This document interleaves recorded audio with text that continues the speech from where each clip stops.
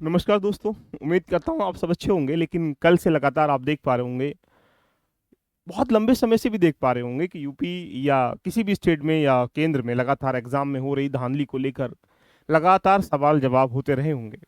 सबकी निगाहें थी यूपीएससी की तरह एग्जाम संस्था बनाई जाए, जिससे कि वहाँ पर पेपर के अलावा बाकी जितनी भी चयन प्रक्रिया उसमें धांधली ना हो।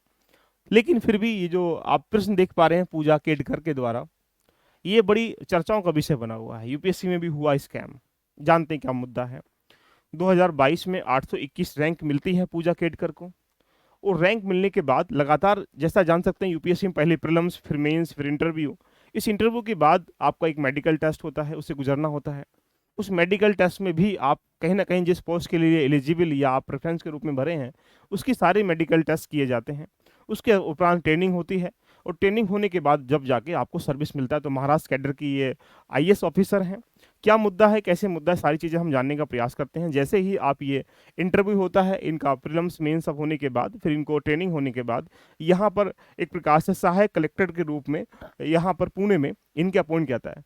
तो यानी अपॉइंट करने से पहले ही इनकी जो मांग है लगातार सुर्खियों में रही है, जैसा कि कार ऐसी हो, घर हो, बंगला हो, गाड़ी हो, सारी चीज़ें पहले ही डिमांड कर पाती हैं।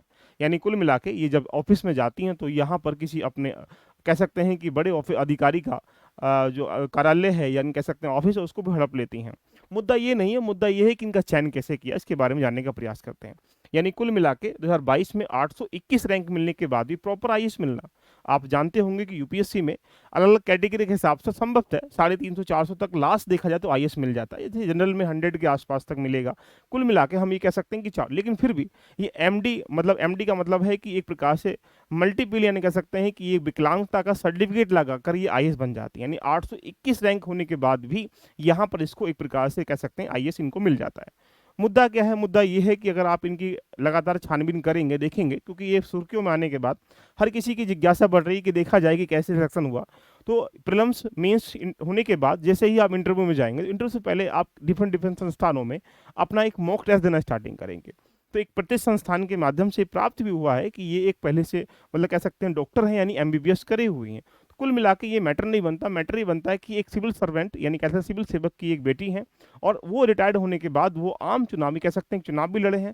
कुल मिलाकर उन्होंने अपने चुनावी क्षेत्र में, अगर चुनावी हल्फनामे में 40 करोड़ की संपत्ति का जिक्र भी करा। ये कोई रिपोर्टर नहीं कह रहा है, कोई न्यूज नहीं कह रही है, यानी उन्होंने खुद स्पष्ट किया कि मेरे पास 40 करोड़ की संपत्ति है, जिसके लिए तहत इन्होंने ओबीसी, यानी कह सकते हैं कि क्रिमिनल लेयर का लाभ भी उठाया। जैसा कि आप जान सकते हैं कि 8 लाख क्रिमिनल लेयर की क्या है, एक सीमा है।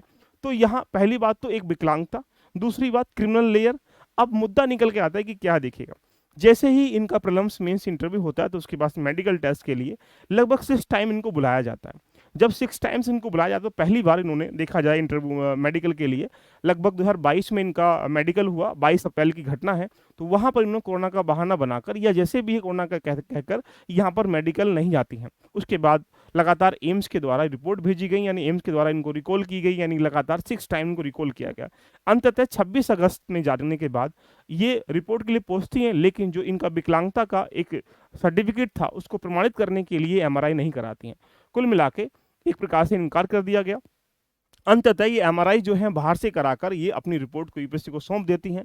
इसी चीज को लेते हुए यूपीएससी कैट में, जिसको हम लोग प्रकार से कह सकते हैं ट्रिब्यूनल्स है, वहां पर चुनौती दे दी जाती है कि बाहर के एमआरआई को हम मान्य नहीं करेंगे या इस आधार पर नहीं करेंगे।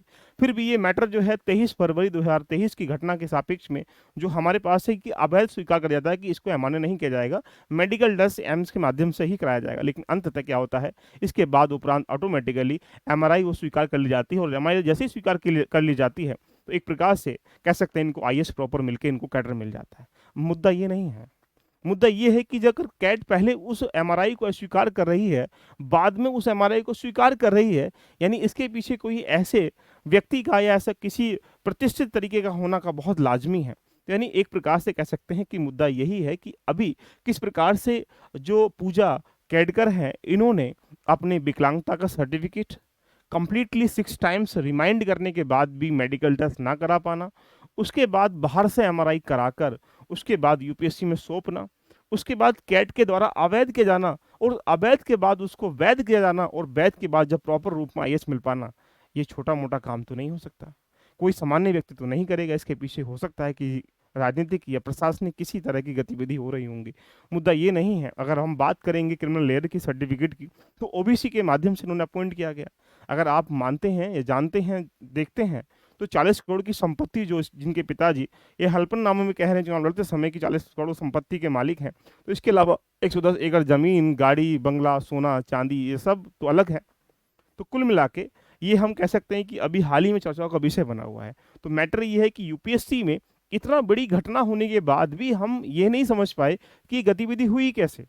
तो क्या आप जानते हैं कि क्या यूपीएससी भी प्योर रूप से स्कैम चल रहा है, नहीं चल रहा है, क्या वजह है? आपकी क्या राय है? एक बार कमेंट बॉक्स खुला हुआ है, कमेंट बॉक्स में जरूर बताइएगा। अभी हाल ही में अगर देखा जाए तो इनसे सवाल जवाब भी किए गए, तो ये स्पष्ट किया गया कि सरकार ने कुछ कहने से इनकार किया, इसलिए उन्होंने कोई भी ऐसा शब्द नहीं कहा है। हालांकि जांच पड़ताल कर रही है। फिलहाल इनका ट्रांसफर कर दिया गया है, बाकी आगे देखते हैं। अभी सरकार के द्वारा एक पैनल बनाया गया है, इनकी सारी डॉक्यूमेंट्री के साथ सापेक्ष में, सर्टिफिकेट के सापेक्ष में जो विकलांगता है उन सबका सर्वे किया जाएगा, सर्वेक्षण किया जाएगा, उसके बाद डिसीजन लिया जाएगा क्या होता है।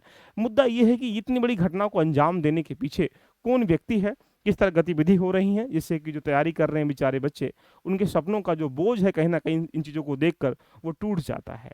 उनकी भी कुछ आसें हैं, उनकी भी कुछ अपेक्षाएं हैं। जब सपनों का बोझ लेकर जब कोई मंजिल की तरफ बढ़ता है, तो बहुत सारी उम्मीदों का पहाड़ इन जैसी खबरें तोड़ देती हैं। दोस्तों, कैसी लगी खबर एक बार कमेंट करके जरूर बताइएगा, लेकिन मुद्दा ये आपके सामने है।